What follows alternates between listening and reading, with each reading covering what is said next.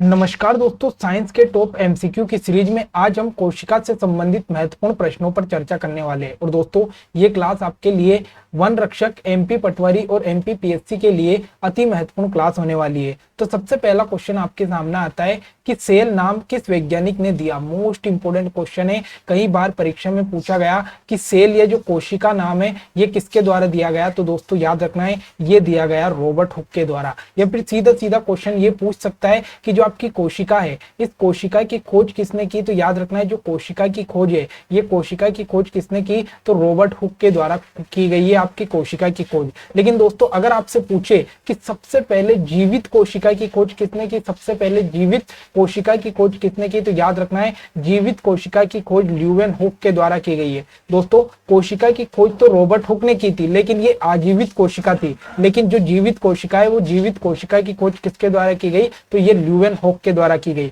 लेकिन अगर आपसे पूछे कि जो केंद्रक है, इस केंद्रक की खोज किसने की, तो केंद्रक की खोज आपकी रॉबर्ट ब्राउन के द्वारा की गई। तो यहां से मैंने तीन क्वेश्चन आपके सामने निकाला कि सेल जो नाम है या कोशिका नाम है, ये कोशिका की खोज रॉबर्ट हुक ने की, जीवित कोशिका की खोज ल्यूवेन हुक ने की, और केंद्रक की खोज किसने की, तो रॉबर्ट ब्राउन के द्वारा केंद्रक की खोज की गई है। अगला क्वेश्चन आपके सामने आता है कि कोशिका में राइबोसोम की अनुपस्थिति में कौन सा कार्य संपादित नहीं होता है। मोस्ट इंपोर्टेंट क्वेश्चन है दोस्तों। अगर आपकी कोशिका में राइबोसोम नहीं रहेगा, तो याद रखना है जो आपकी कोशिका है, इसमें प्रोटीन संश्लेषण की क्रिया नहीं होगी। मोस्ट इंपोर्टेंट क्वेश्चन है कि अगर आपकी कोशिका में राइबोसोम नहीं होगा, तो आपकी कोशिका में जो प्रोटीन संश्लेषण है, ये प्रोटीन संश्लेषण की क्रिया नहीं होगी। मोस्ट इंपोर्टेंट क्वेश्चन है।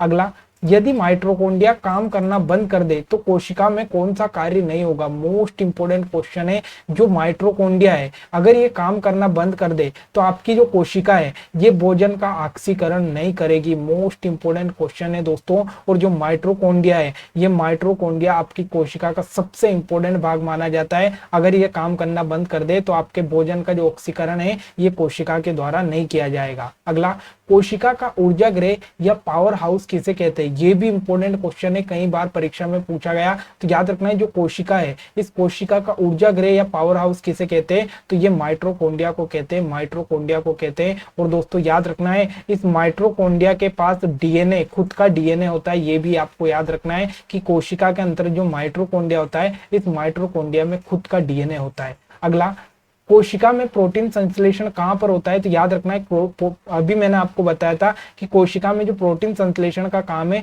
ये राइबोसोम के द्वारा होता है, राइबोसोम के द्वारा। और अगर राइबोसोम काम करना बंद कर दे तो आपकी कोशिका में प्रोटीन संश्लेषण की जो क्रिया है, वो नहीं होगी। अगला, पादप कोशिका का सबसे भारी आवरण क्या कहलाता है। अति महत्वपूर्ण क्वेश्चन है दोस्तों। अगर हम बात करें तो दो प्रकार की कोशिका होती है। एक तो एनिमल सेल जिसे हम बोलते हैं जंतु कोशिका, एनिमल सेल जिसे बोलते हैं जंतु कोशिका। और एक होती है आपकी कौन सी, प्लानेट सेल, जिसे हम बोलते हैं पादप कोशिका, पादप कोशिका। और यहाँ पर पूछा है कि जो पादप कोशिका है, इस पादप कोशिका की सबसे भारी आवरण क्या है, तो याद रखना है पादप कोशिका का सबसे भारी आवरण है कोशिका भित्ति। मोस्ट इंपोर्टेंट पॉइंट है। और दोस्तों याद रखना है, ये जो कोशिका भित्ति है, सिर्फ और सिर्फ पादप कोशिका में ही पाया जाता है। जंतु कोशिका में कोशिका भित्ति नहीं पाई जाती है। ये मोस्ट इंपोर्टेंट पॉइंट याद रखना है कि जंतु कोशिका और पादप कोशिका में सबसे बड़ा अंतर क्या है, तो याद रखना है ये है कोशिका भित्ति का। क्योंकि जो कोशिका भित्ति है, ये सिर्फ और सिर्फ पादप कोशिकाओं में पाई जाती है,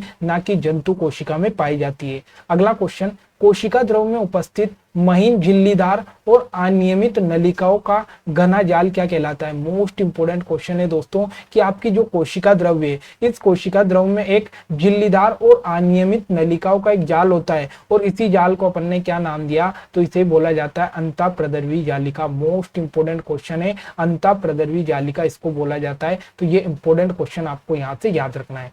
अगला, कौन सा कोशिकांग केवल पादप कोशिका में पाया जाता है, तो मैंने अभी आपको बताया है कि जो कोशिका भित्ति है, ये कोशिका भित्ति सिर्फ और सिर्फ किसमें पाई जाती है, तो सिर्फ पादप कोशिका या पेड़ पौधों की कोशिका में कोशिका भित्ति पाई जाती है। जबकि जो जंतु की कोशिका है, उस जंतु की कोशिका में कोशिका भित्ति नहीं पाई जाती है। अगला क्वेश्चन आता है कि आवरणी लवक मुख्यतः पाए जाते हैं। मोस्ट इंपोर्टेंट क्वेश्चन है दोस्तों। अगर हम बात करें तो एक तो आपका कौन सा लवक होता है, एक तो हरित लवक होता है, आपका हरित लवक होता है। एक होता है आपका वर्णी लवक, वर्णी लवक, वर्णी लवक, एक होता है आपका आवर्णी लवक, आवर्णी लवक, ठीक है, आवर्णी लवक। अगर हम बात करें आवर्णी लवक की, तो आवर्णी लवक कहाँ पर पाए जाते हैं दोस्तों, तो ये जड़ों में पाए जाते हैं, जड़ों में पाए जाते हैं। मोस्ट इंपोर्टेंट क्वेश्चन है कि याद रखना है जड़ों में कौन से लवक पाए जाते हैं, आवर्णी लवक पाए जाते हैं। फिर आपसे पूछे कि जो वर्णी लवक है, ये वर्णी लवक कहाँ पर पाए जाते हैं, तो याद रखना है ये फूल जो आते हैं पौधों में, फूल या फिर फल में जो लवक पाया जाता है वो कौन सा है, तो ये वर्णी लवक है। और ये फूल और फल को क्या करता है, तो ये फूल और फल को रंग प्रदान करते हैं, रंग प्रदान करते हैं वर्णी लवक। और हरित लवक कहाँ पाया जाता है, तो ये पत्तियों में पाया जाता है, पत्तियों में पाया जाता है। और हरित लवक क्या करता है, तो हरित लवक प्रकाश संश्लेषण के द्वारा पौधों का भोजन बनाता है। तो मोस्ट इंपोर्टेंट यहाँ से क्वेश्चन बनता है कि अगर हम बात करें आवर्णी लवक कहाँ पाया जाएगा, तो ये जड़ों की कोशिका में पाया जाता है। फिर आपसे पूछे कि वर्णी लवक कहाँ पाया जाता है, वर्णी लवक, तो याद रखना है जो वर्णी लवक है ये फल और फूल में पाया जाता है, जो कि क्या प्रदान करता है, फल और फूल को रंग प्रदान करता है। और फिर आपसे पूछे हरित लवक कहाँ पाया जाता है, तो ये पत्तियों में पाया जाता है, जो कि प्रकाश संश्लेषण का काम करता है। अगला, पत्तियों को हरा रंग कौन प्रदान करता है, तो मैंने अभी आपको बताया कि जो पत्तियों है, इन पत्तियों में कौन सा वर्णक पाया जाता है, तो इसमें हरित लवक पाया जाता है। और इसी हरित लवक को इंग्लिश में क्या बोला जाता है, तो इसी को क्लोरोप्लास्ट बोला जाता है। याद रखना है क्लोरोप्लास्ट और हरित लवक, हरित लवक दोनों एक ही है, एक ही है, ये चीज याद रखना है। और ये क्लोरोप्लास्ट, ये हरित लवक क्या करता है, तो ये आपके पत्तियों को हरा रंग प्रदान करता है। और साथ ही एक और क्या काम करता है, तो प्रकाश संश्लेषण के द्वारा पौधों के लिए जो भोजन बनाने का काम है, ये भी हरित लवक के द्वारा होता है। तो ये इंपॉर्टेंट क्वेश्चन आपको यहाँ से याद रखना है। अगला, कोशिका की आत्महत्या की थैली किसे कहते हैं, मोस्ट इंपोर्टेंट क्वेश्चन है कि जो कोशिका है, इस कोशिका की आत्महत्या की थैली किसे कहते हैं। तो दोस्तों याद रखना है, अगर हम बात करें तो जो आपका लाइसोसोम है, इस लाइसोसोम को कोशिका की आत्महत्या की थैली कहते हैं। क्योंकि दोस्तों जब कोशिका का जीवन काल कंप्लीट हो जाता है, तो ये लाइसोसोम क्या करता है, खुद के साथ कोशिका को भी नष्ट करने का काम करता है। तो इसीलिए जो लाइसोसोम है, इस लाइसोसोम को कोशिका की आत्महत्या की थैली कहा जाता है। अगला, कोशिका भित्ति होती है, मोस्ट इंपोर्टेंट क्वेश्चन है दोस्तों कि जो कोशिका भित्ति है कैसी होती है, तो याद रखना है कोशिका भित्ति पारगम्य होती है, पारगम्य होते हैं, मोस्ट इंपोर्टेंट क्वेश्चन है। लेकिन अगर आपसे पूछे कि कोशिका झिल्ली कैसी होती है, तो याद रखना है जो कोशिका झिल्ली है ये अर्ध पारगम्य होती है। ये इंपोर्टेंट पॉइंट आपको याद रखना है। और कोशिका भित्ति मैंने आपको बताया सिर्फ और सिर्फ पादप कोशिका में पाई जाती है। अगला, माइटोकॉन्ड्रिया का भीतरी वलन क्या कहलाता है, मोस्ट इंपोर्टेंट क्वेश्चन है कि जो माइटोकॉन्ड्रिया है, इस माइटोकॉन्ड्रिया का जो भीतरी भाग है, इसको हमने क्या नाम दिया, तो इसको कहा जाता है क्रिस्टी। मोस्ट इंपोर्टेंट क्वेश्चन है, आपसे सीधा सीधा ये पूछेगा कि जो क्रिस्टी है, ये क्रिस्टी किसका भाग है, तो याद रखना ये क्रिस्टी माइटोकॉन्ड्रिया का भाग है। मोस्ट इंपोर्टेंट क्वेश्चन यहाँ से आपसे पूछ सकता है।